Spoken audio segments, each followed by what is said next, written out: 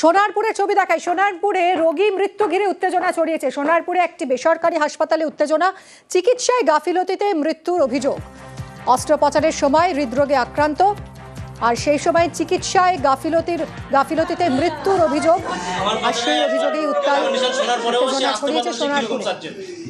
কি অভিযোগ করছেন মৃতের ছেলে, শুনুন। আমার দুপুরে এই জায়গায় যে একবার আসলো না কেন ডাক্তার?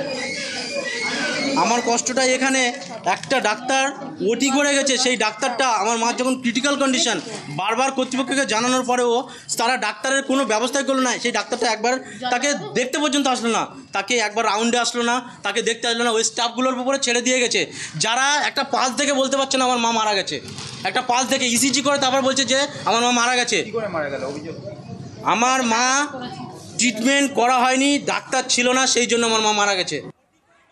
কথা বলবো অর্পণ আমাদের প্রতিনিধির সঙ্গে। অর্পণ, যে অভিযোগ করা হচ্ছে মৃতের পরিবারের পক্ষ থেকে, হাসপাতাল কর্তৃপক্ষ কি বলছে?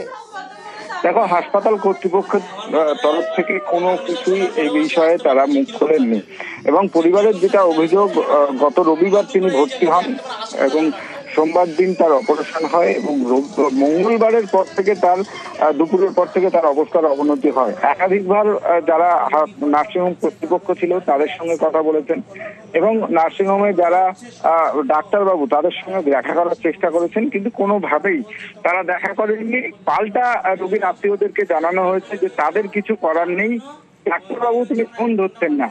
এবং গতকাল তার মৃত্যু হওয়ার পরেই এই ঘটনাকে কেন্দ্র করে ব্যাপক চাঞ্চল্য ছড়ায় এই বেসরকারি নার্সিংহোমে, এবং সেখানে রোগীর আত্মীয়রা তারা অভিযোগ করেন যে বিনা চিকিৎসায় এবং চিকিৎসার গাফিলতিতেই এই রোগীর মৃত্যু হয়েছে।